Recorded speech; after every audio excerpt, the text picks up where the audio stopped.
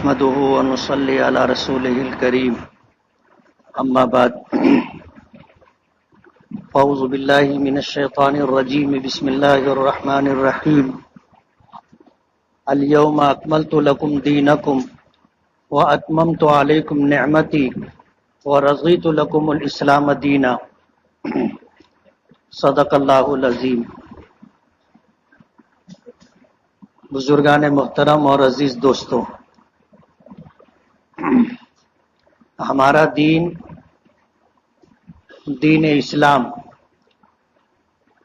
یہ کوئی صدی دو صدی کا مذہب نہیں ہے۔ اس مذہب کے اوپر 1400 سال سے زیادہ کا زمانہ گزر چکا ہے، اور دنیا کے ایک بہت بڑے خطے کے اوپر مسلمانوں نے حکمرانی کی ہے۔ آغاز غار حرا سے ہوا تھا، جہاں نبی کریم صلی اللہ علیہ وسلم اپنی عمر مبارک کے 40 سال مکمل ہونے والے تھے۔ فرماتے ہیں حبب الی الخلا، مجھے تنہائی محبوب بنا دی گئی، تو آپ اپنی تنہائی کا وقت غار حرا میں گزارنے کے لیے چنا۔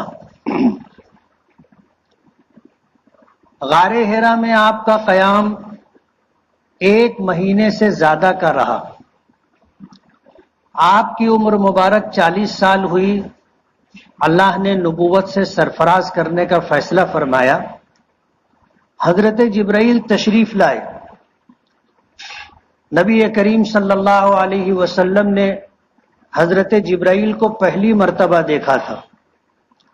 یہ وہ فرشتے ہیں جنہیں اللہ نے فرشتوں کا سردار بنایا ہے۔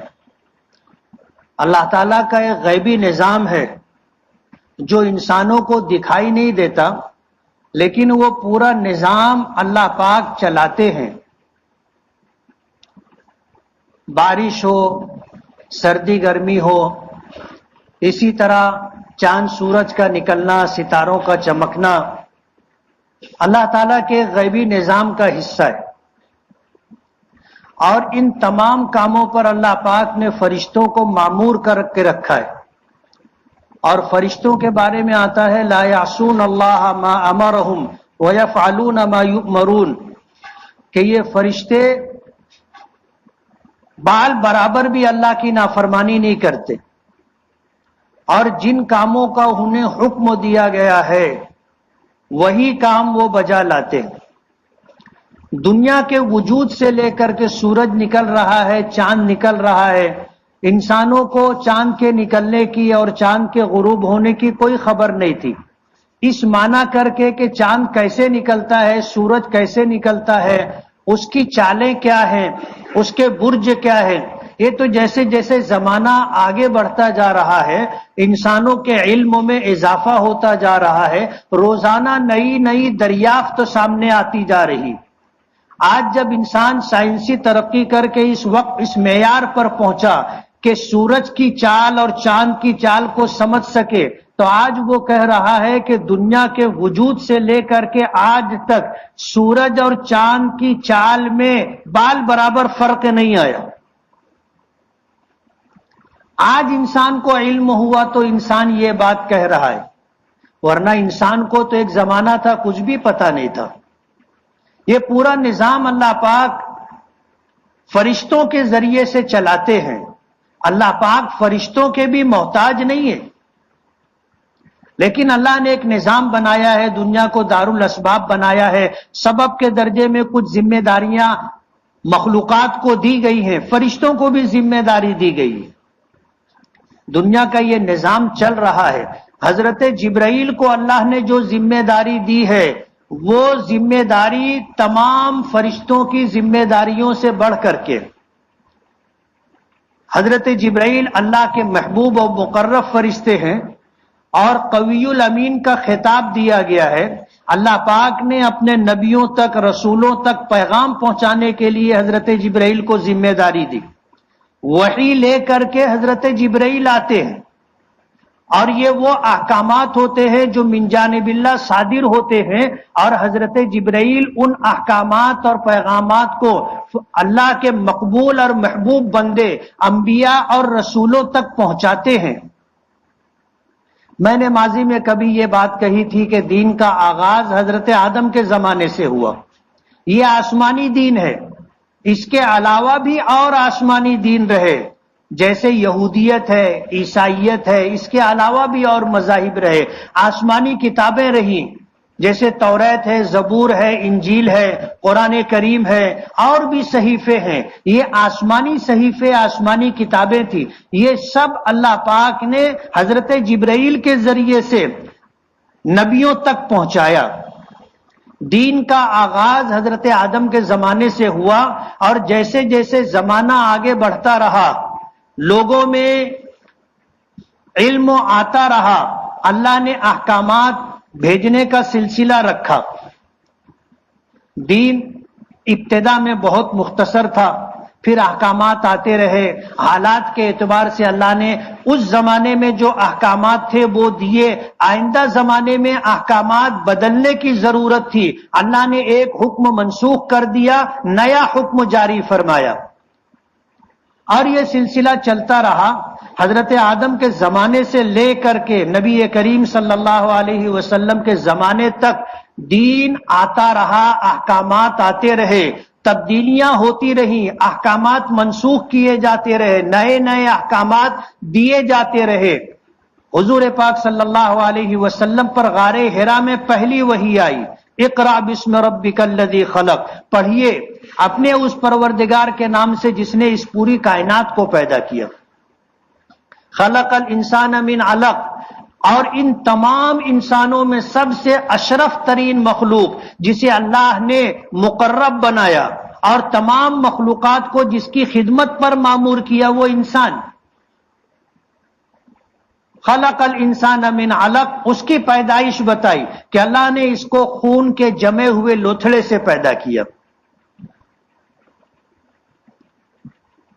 اللہ پاک نے 5 آیتیں سورہ اقرا کی نازل فرمائی، اور اس کے بعد 3 سال تک وحی موقوف رہی، اور یہ 3 سال کا زمانہ فترت کا زمانہ کہلاتا ہے۔ فترت کہتے ہیں ایک وحی نازل ہونے کے بعد جو زمانہ خالی رہا پھر وحی آئی، تو یہ بیچ کے خالی زمانے کو فترت کا زمانہ کہا جاتا ہے۔ حضور پاک صلی اللہ علیہ وسلم پر جب پہلی وحی آئی، حضرت جبرائیل کو دیکھا، حضور خوف کھا گئے۔ حضرت جبرائیل نے اللہ کا پیغام دیا، اقرا، آپ پڑھیے۔ حضور نے فرمایا ما انا بقارئ، میں پڑھنا نہیں جانتا۔ اللہ نے اپنے محبوب کو کسی کا شاگرد نہیں بنایا، دنیا انسانیت میں کسی کو یہ مقام نہیں رہا کہ اس نے نبی کریم صلی اللہ علیہ وسلم کو کچھ سکھایا ہو، کچھ بتایا ہو، کچھ پڑھایا ہو، نہیں۔ اللہ نے آپ کو نبی بنانا مقدر فرمایا تھا، یہ اللہ کا فیصلہ تھا۔ نبیوں کا سردار بنانا تھا، یہ اللہ کا فیصلہ تھا۔ آخری نبی بنانا تھا، یہ اللہ کا فیصلہ تھا۔ اور جس دور میں اللہ نے آپ کو بھیجا وہ دور جہالت تھا، لوگ اپنی جہالت پر فخر کیا کرتے تھے۔ آج آدمی پڑھ لکھ کر کے کوئی ڈگری حاصل کرتا ہے تو فخر کرتا ہے، اور وہ زمانہ اس کا الٹا تھا، لوگ اپنی جہالت پر فخر کیا کرتے تھے، اور حالات بھی ویسے ہی تھے۔ آپ اگر دیکھو گے حالات سیرت کے تو اندازہ ہوگا کہ اگر کسی نے اسے دور جاہلیت کہا تو صحیح کہا تھا۔ جہالت کی جتنی برائیاں تھیں وہ سب اس زمانے میں پائی جاتی تھی۔ علم کی وجہ سے آدمی جن جن برائیوں سے بچتا ہے، جب علم نہ ہو تو اس میں وہ ساری برائیاں پائی جاتی ہیں جو جہالت کی دین ہوتی ہیں، اور اس کا علاج نہیں ہے، اس کا علاج علم ہے۔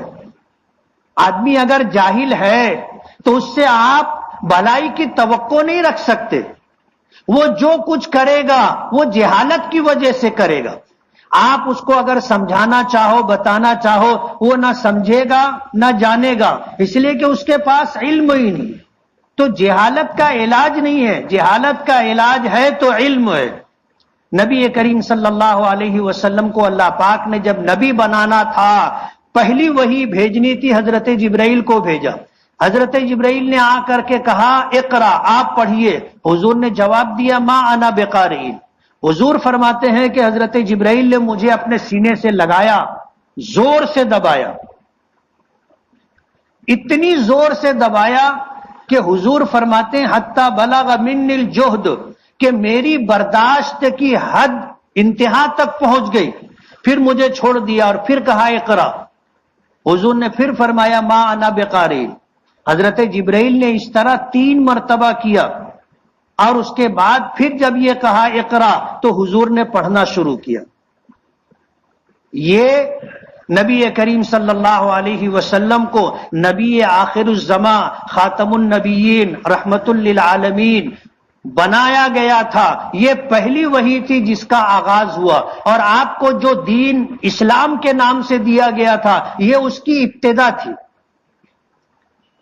اس واقعے کے بعد حضور پر اتنا خوف طاری ہوا کہ حضور غار حرا سے نکلے، اور اسی حالت میں اپنی بیوی ام المومنین حضرت خدیجۃ الکبریٰ رضی اللہ تعالی عنہا کے پاس پہنچے اور کہنے لگے زملونی دسرونی، مجھے چادر اڑا دو، مجھے کمبل اڑا دو، انی خشیت علی نفسی، مجھے ڈر ہے کہ کہیں میں مر نہ جاؤں۔ گھر میں بیوی تھی، بیٹیاں تھی، زینب ہے، رقیہ ہے، ام کلثوم ہے، فاطمہ ہے، بیٹیاں تھی۔ حضرت خدیجہ نے آپ کو جو ہے کمبل اڑایا، آپ کو چادر اڑائی۔ یہ پہلی وحی تھی۔ تفصیلی واقعہ ہے، میں اس سے پہلے یہ واقعہ سنا چکا ہوں، آپ کے ذہنوں میں ہوگا۔ حضرت خدیجہ کہنے لگی کلا واللہ لا یخزیک اللہ ابدا، خدا کی قسم ایسا ہرگز نہیں ہوگا۔ آپ کہہ رہے انی خشیت علی نفسی، مجھے ڈر ہے میں مر جاؤں گا، ایسا ہرگز نہیں ہوگا۔ کلا واللہ لا یخزیک اللہ ابدا، اللہ آپ کو کبھی بھی رسوا نہیں کرے گا۔ اور پھر حضرت خدیجہ نے اپنے آقا جناب رسول اللہ صلی اللہ علیہ وسلم کو تسلی دیتے ہوئے جو جملے ذکر فرمائے تھے وہ امام بخاری رحمت اللہ علیہ نے اپنی کتاب بخاری شریف میں ذکر فرمائے۔ فرمایا انک لتصل الرحیم، آدمی کے دشمن گھر کے لوگ ہو سکتے ہیں، خاندان کے لوگ ہو سکتے ہیں، سماج کے لوگ ہو سکتے ہیں، امیری غریبی کے فرق کی وجہ سے ہو سکتے ہیں، اور اسی طرح جو ہے سیاسی اختلافات کی وجہ سے ہو سکتے ہیں۔ حضرت خدیجہ نے تسلی دیتے ہوئے جو بات کہی، ان تمام باتوں کا احاطہ کیا۔ کہنے لگے انک لتصل الرحیم، آپ صلہ رحمی کرتے ہیں اپنے گھر والوں کے ساتھ، اپنے تمام رشتہ داروں کے ساتھ۔ آپ جو سلوک کرتے ہیں اس سلوک کی وجہ سے کوئی بھی آپ کی جان لینے کے درپے نہیں ہوگا۔ آپ مہمانوں کی مہمان نوازی کرتے ہیں، ایسا کبھی بھی نہیں ہوا کہ کوئی مہمان آیا اور آپ نے اسے واپس کر دیا ہو، رات کا ٹھکانہ مانگا آپ نے نہ کہہ دیا، کھانا مانگا آپ نے نہ کہہ دیا، ایسا نہیں ہے۔ تو کوئی اجنبی مسافر بھی آپ کی جان کیوں لے گا؟ وَتَحْمِلُ الْكَلِّ، سماج میں، بستی میں جو معذور ہے، کما کر کے اپنی ضرورت پوری نہیں کر سکتے، ایسے لوگوں کی آپ مدد کرتے ہیں، ان کا بوجھ اٹھاتے ہیں، ان کی ضرورت پوری کرتے ہیں، تو وہ آپ کے کیسے دشمن ہوں گے؟ وَتُعِينُ عَلَى نَوَائِبِ الْحَقِّ، اور حق کا کام کرنے والے، سچائی کا ساتھ دینے والوں پر اگر حالات آتے ہیں تو آپ ان کا ساتھ دیتے، ان کی مدد کرتے۔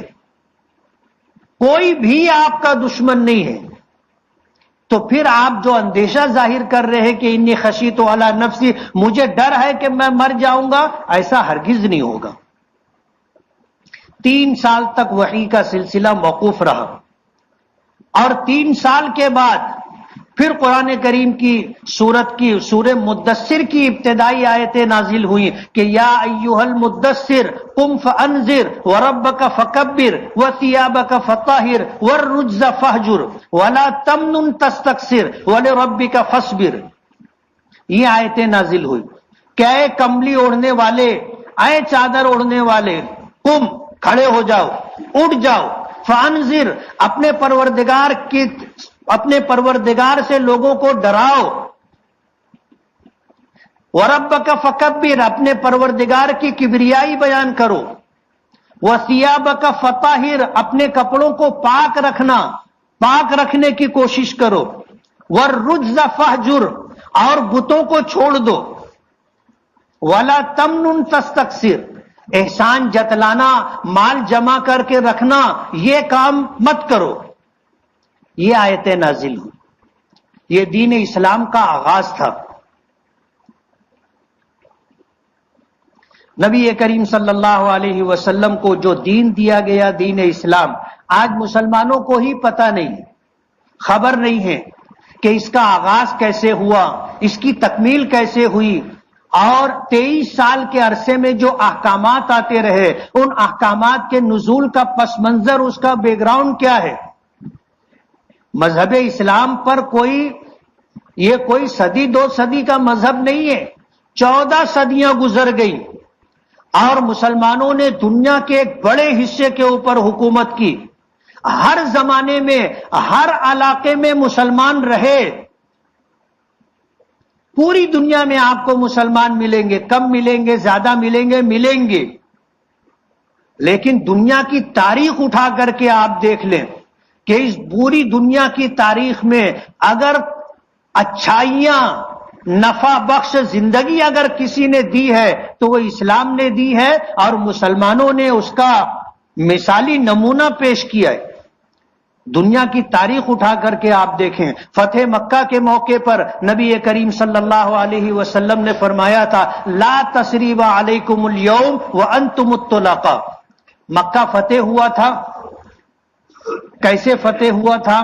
سن 8 ہجری میں، وہ تاریخ آپ نے سنی ہے۔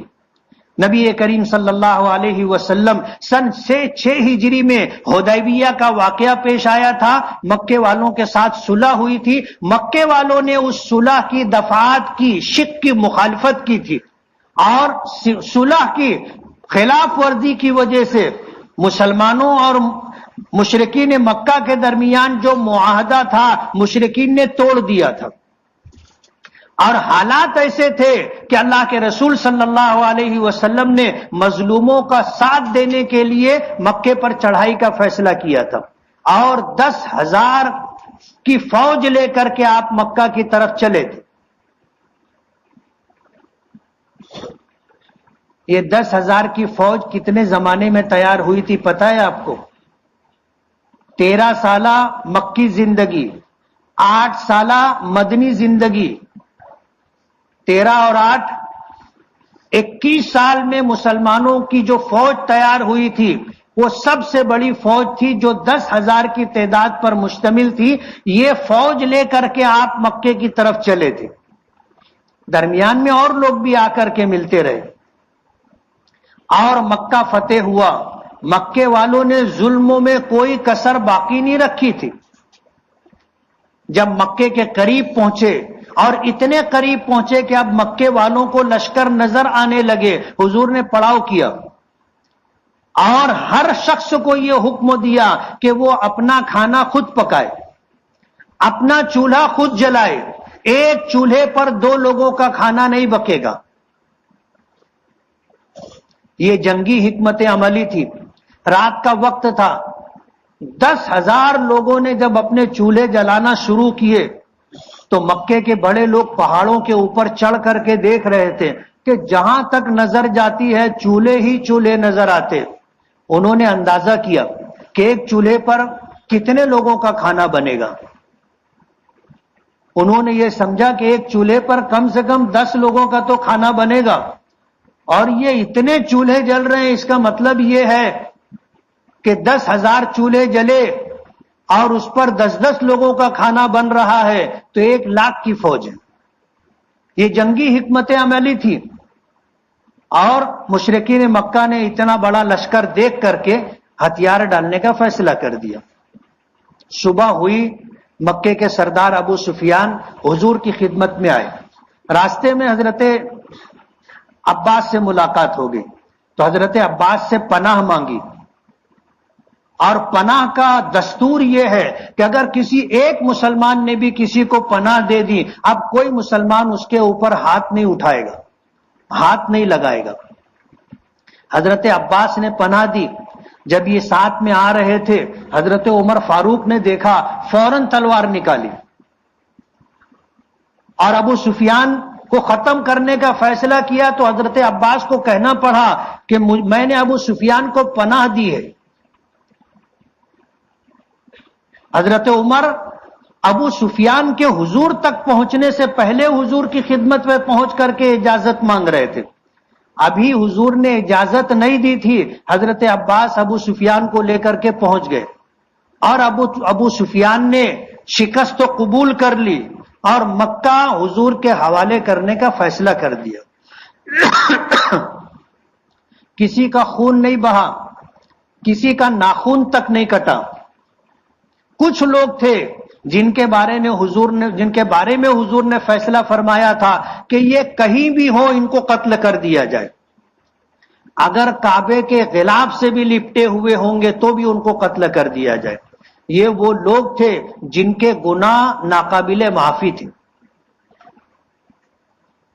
8 لوگ تھے جن کے بارے میں حضور کا یہ فیصلہ تھا کہ اگر یہ کعبے کے غلاف میں بھی لپٹے ہوں گے تو بھی ان کو قتل کر دینا۔ ابو سفیان نے مکے والوں کے لیے اپنے لیے امان مانگی، حضور نے امان دی اور عزت افزائی کی، فرمایا کہ جو ابو سفیان کے گھر میں داخل ہو جائے گا اس کو امن ہے۔ ابو سفیان کہنے لگے میرے گھر میں کتنے لوگ آ سکیں گے؟ فرمایا کہ جو اپنے گھر کا دروازہ بند کر کے گھر میں رہے گا اس کو امن ہے۔ ابو سفیان نے پھر گزارش کی تو حضور نے اعلان فرمایا کہ جو مسجد حرام میں پہنچ جائے گا اس کو امن ہے۔ کہنے لگے اللہ کے رسول، ہر آدمی تک یہ آواز پہنچ جائے، پیغام پہنچ جائے اور ان 3 ٹھکانوں میں سے کہیں پہنچ جائے، ایسے بھی لوگ ہوں گے جو اپنے گھروں سے دور، مسجد حرام سے دور ہوں گے۔ پھر تو حضور نے فرمایا کہ جو اپنا ہتھیار ڈال دے گا اس کو بھی امن ہے۔ جب یہ لشکر چلنے لگا مکے کی طرف تو کسی نوجوان انصاری صحابی نے، جن کے ہاتھ میں انصار کا جھنڈا تھا، انہوں نے کہا تھا کہ الیوم یوم الملحمہ، کہ آج انتقام اور بدلے کا دن ہے، آج خونریزی ہوگی، ہم اپنے خون کا بدلہ لیں گے، جان کے بدلے میں جان لیں گے، مال کے بدلے میں مال لیں گے۔ ابو سفیان نے حضور کے پاس آ کر کے شکایت کی کہ آپ کے لشکر میں یہ آواز دی جا رہی ہے۔ تو حضور نے تحقیق کی، معلوم پڑا کہ انصاری صحابی جن کے ہاتھ میں انصار کا جھنڈا ہے انہوں نے یہ اعلان کیا۔ تو حضور نے ان کے ہاتھ سے جھنڈا لے کر کے ایک دوسرے انصاری صحابی کو دیا اور اعلان کروایا کہ الیوم یوم المرحمہ، آج انتقام اور بدلے کا دن نہیں ہے، آج رحم کرنے کا دن ہے۔ آج سب کی جان محفوظ رہے گی، مال محفوظ رہے گا، عزت محفوظ رہے گی، آل اولاد خاندان محفوظ رہے گا۔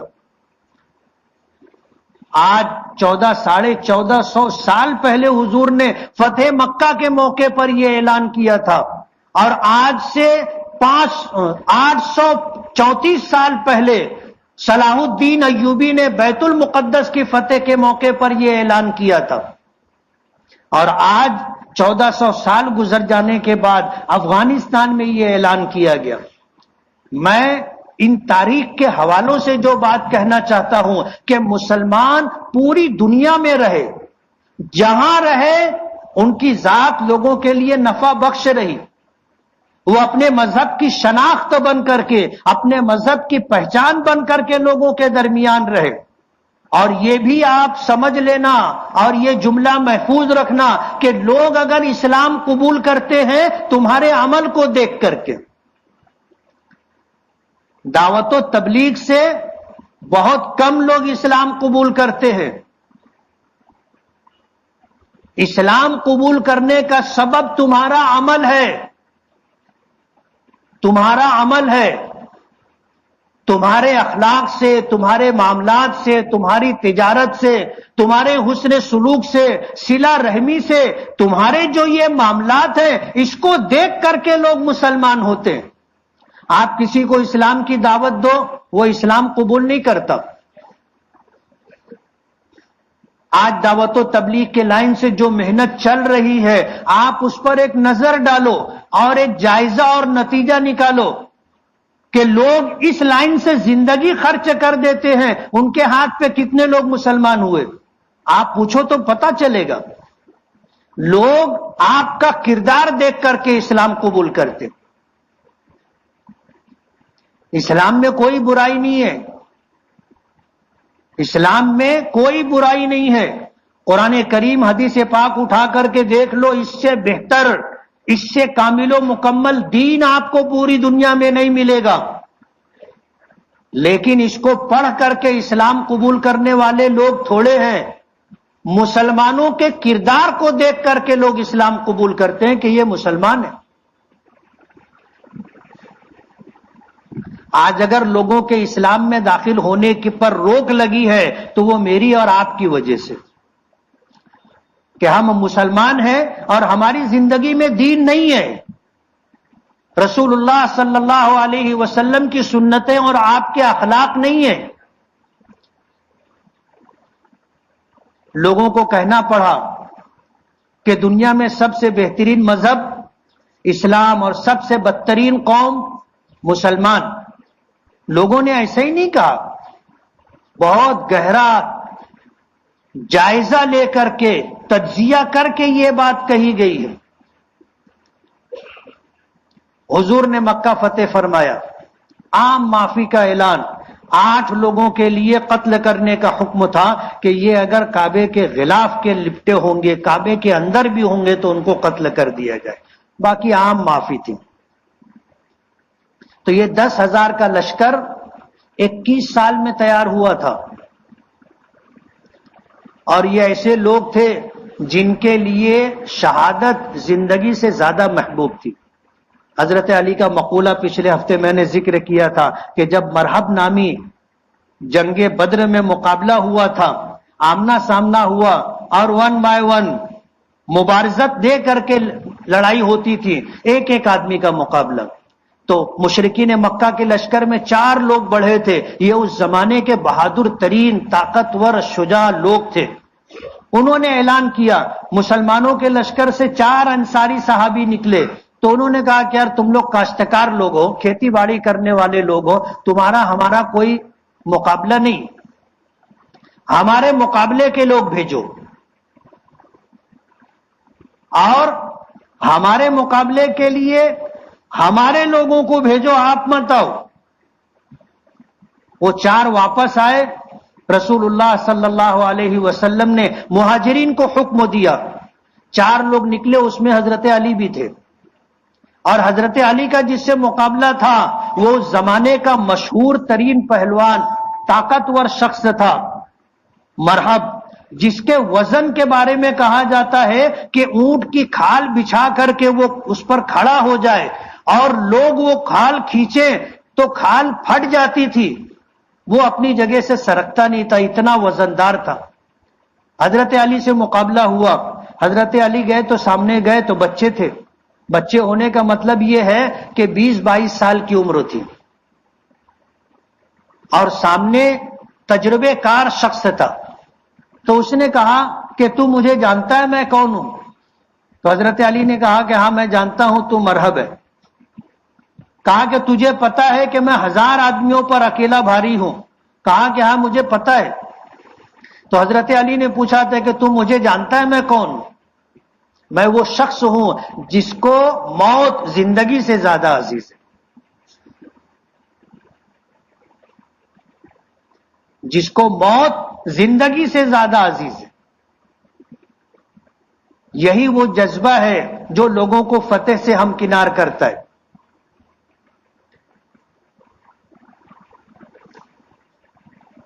فتح مکہ کا موقع تھا، اور پھر حضور کی زندگی کے 2 سال باقی بچے تھے۔ کتنے سال؟ 2 سال۔ 2 سال کے بعد جب آپ حج کے لیے آئے تو آپ کے ساتھ 1,24,000 سے زائد لوگ تھے۔ سورہ نصر پڑھو گے، نصر کے معنی مدد، اللہ کی مدد.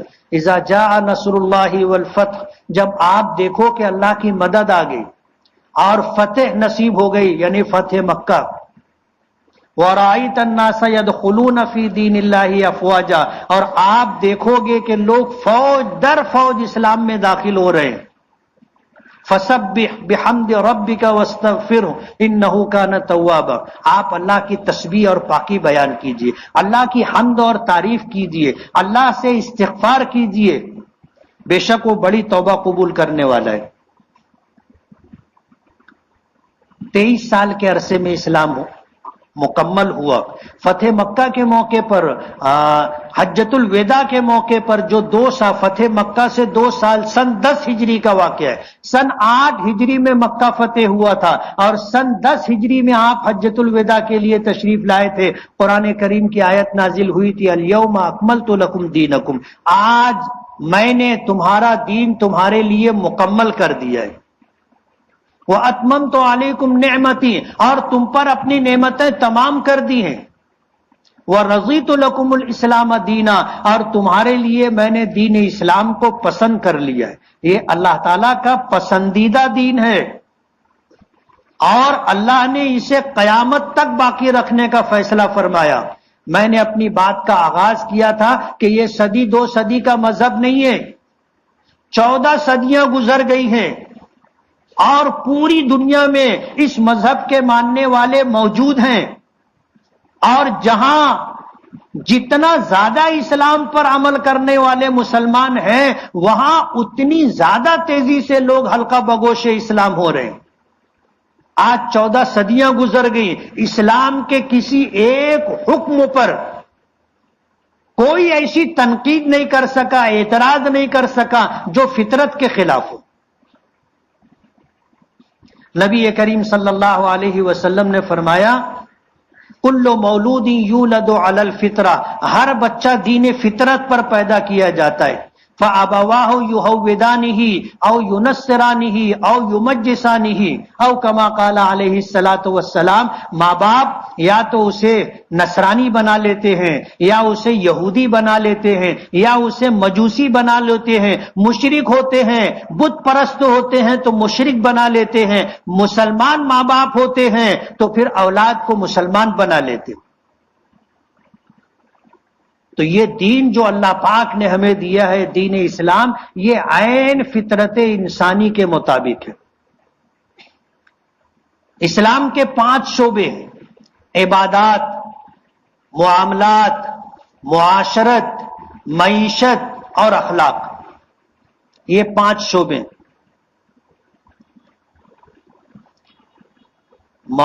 عبادت، معاملات، معاشرت، معیشت اور اخلاق.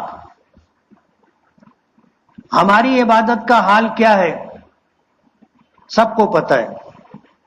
ایک جملہ کہہ کے اپنی بات ختم کروں گا کہ کہنے والوں نے کہا ہے کہ اگر آپ کی عبادات کا اثر آپ کے معاملات پر، آپ کی معاشرت پر، آپ کی معیشت پر اور آپ کے اخلاق پر نہ پڑے تو یہ عبادت نہیں ہے، یہ ایک عادت ہے.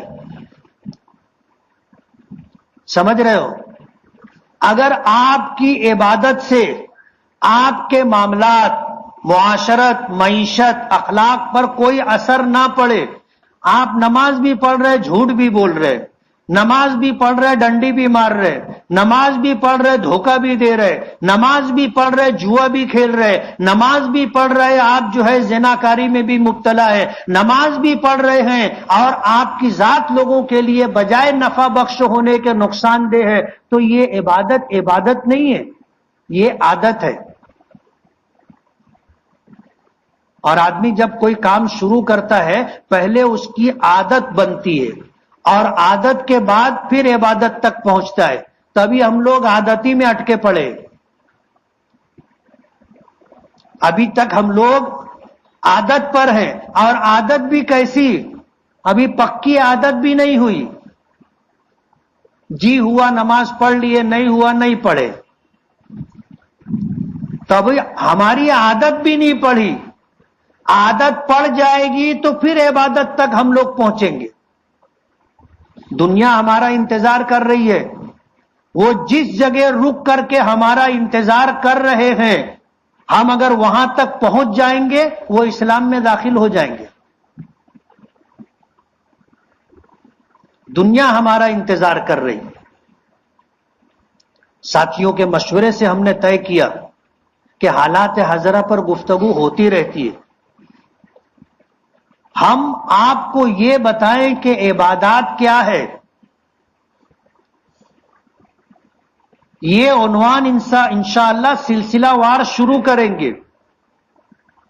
لیکن وہاں شروعات سے پہلے یہ تمہیدی گفتگو تھی جو آپ کے ذہنوں میں رہے کہ اسلام ہے کیا اور اس کا آغاز اور ابتدا کیسے ہوئی، اور یہ دین جو نبی کریم صلی اللہ علیہ وسلم کو دیا گیا، جس پر 23 سال کا عرصہ گزرا اور آپ کی زندگی کے اور دنیا سے پردہ کر جانے کے آخری سال میں آپ کو یہ خوشخبری اور مژدہ دیا گیا کہ آج ہم نے تمہارے دین کو تمہارے لیے مکمل کر دیا ہے اور تم پر اپنی نعمتیں تمام کر دی ہیں اور تمہارے لیے دین اسلام کو ہم نے پسند کر لیا. تو دین اسلام ہے کیا؟ انشاءاللہ یہ تمہیدی گفتگو تھی. زندگی رہی آئندہ ہفتے انشاءاللہ اسلام کے تعلق سے عبادات کے شعبے کو ہم لے کر کے چلیں گے اور یہ سلسلہ انشاءاللہ چلتا رہے گا. یار زندہ صحبت باقی. وآخر دعوانا الحمدللہ رب العالمین. جن ساتھیوں نے سنت نہ پڑھی وہ سنت پڑھ لی.